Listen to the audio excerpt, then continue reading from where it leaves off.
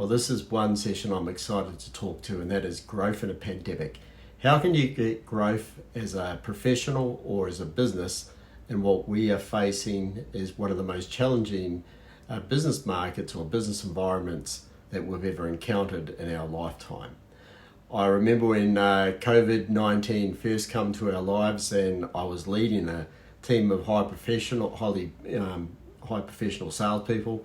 And one of the individuals, a younger guy, said to me, "Cal, was this very similar to the GFC?" And I said, "Well, no, it wasn't. I mean, certainly the GFC had we had our challenges in that finance sector around that time, but this is a complete different, unknown kind of environment." And today we're kind of 2 or 3 years, I think we're going into our third year now, aren't we, into a pandemic that there's certainly some unknowns before us.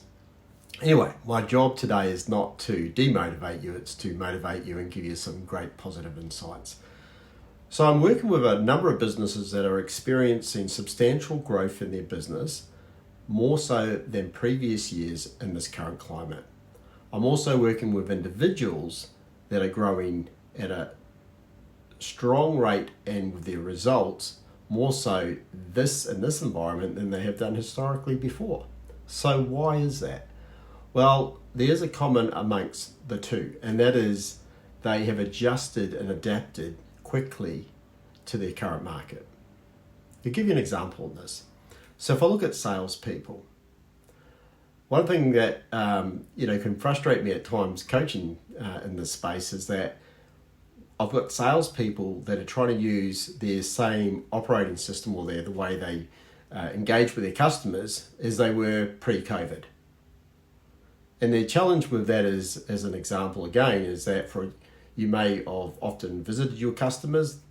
Today that's not quite possible because there's been lockdowns, or there's been businesses themselves say, "Look, we don't really want any more external visitors in unnecessary, so give us a call or drop us an email with some updates." So, if the salesperson continues to use that methodologies they used prior to the COVID-19 coming into our lives, they'll struggle to get that engagement, particularly in a highly competitive environment.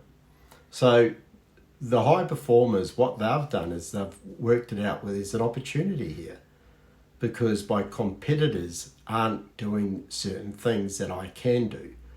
A classic example is this. I saw a BDM the other day posting a video of himself out on the LinkedIn platform, which many of his customers are on.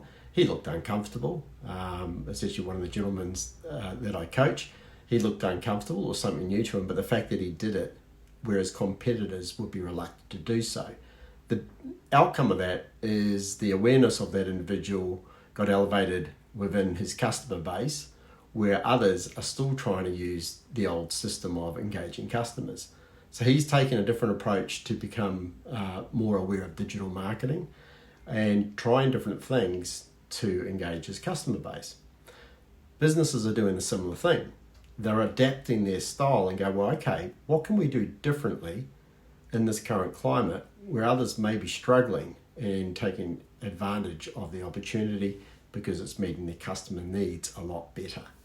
And we saw this in the hospitality sector.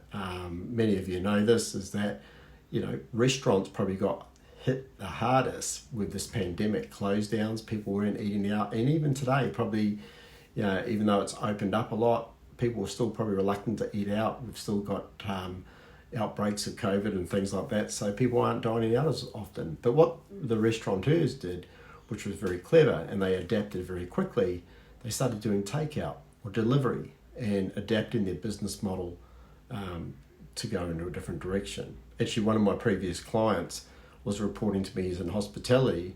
His business has nearly doubled since COVID. So he's taken a different approach, expanded his delivery options, his takeout options, and kind of meeting the market in that way. So it's that adaptability and the speed to adapt is the key. Because often people will kind of like try to adapt too late, and they see something, they become followers. So then, therefore, it's nothing new and original because they're just following what their competitors did 6 months ago. So it's again the mindset, working through it. I mean, when I'm coaching sales professionals, for example, I hear this, and this is very common when we're doing a one-on-one session.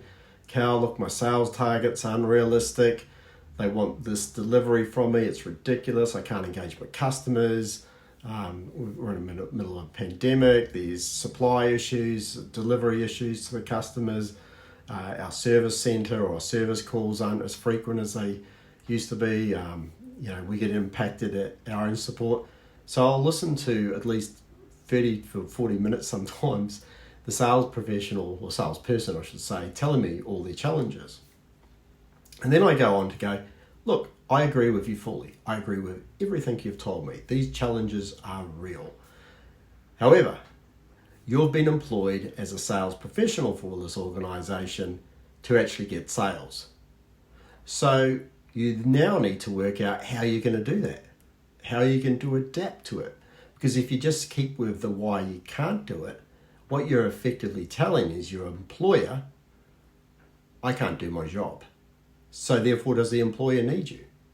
So one thing I noticed with the individuals that have kind of worked through this very well is they're actually upskilling themselves very quickly to becoming more comfortable with things like digital marketing, social media, things like that. So they're actually adapting. And it's not an age thing. I mean, I've got individuals that I coach that are older than me, and they are very fluent in putting themselves out there and getting a broader understanding of how they can adapt to market. Because there's one thing I can guarantee. I hear the saying often from business people and also from sales people, but when things go back to normal, I will go back to doing this. Well, the news for you is that normal that we saw before is not going to exist, because businesses like your clients have adapted new methods in their own business. For example, we've now had a huge increase on Zoom calls, Teams, Google Hangouts, all these platforms, and businesses have worked out very quickly that, I can actually get a lot more done efficiently by adopting this opposed to having to travel interstate all the time.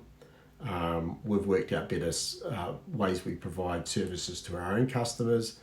We've worked out, do we need to see the salespeople in our office as frequently as they used to be? No, not at all. They can do a Zoom meeting with us. So there's those skill sets that need to be enhanced to meet what the future looks like as well. And the future looks like, it can be quite scary. And for someone myself, I'm having to upskill all the time to develop my own skills on presenting online, engaging an audience online. And it can be quite intimidating for many people. Like I often share with people, like I could quite comfortably stand before a larger group of people and do a presentation. But then we're going to do it on Zoom, and there's a different type of engagement. You're relying on technology, but you're also trying to engage the audience in a different way on a Zoom call. And that can be challenging, trust me, especially when you've got an all-day sales training event on a Zoom call, keeping your audience engaged. But it's a lot of fun as well. So adapting your skill set, learning new techniques, looking at your business model, and then looking at your market. Where are the opportunities before you that others aren't doing yet, where you could quickly realign your operating rhythm to suit?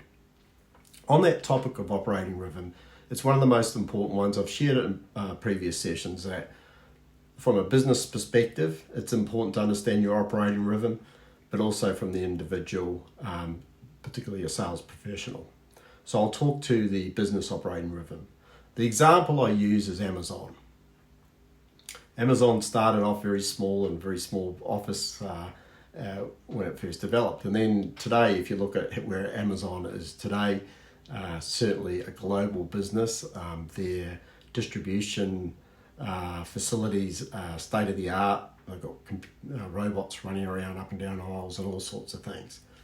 So my question often to the business owner that when I'm coaching them, Do you believe that Amazon have changed their operating rhythm from when they first started out to where they are now?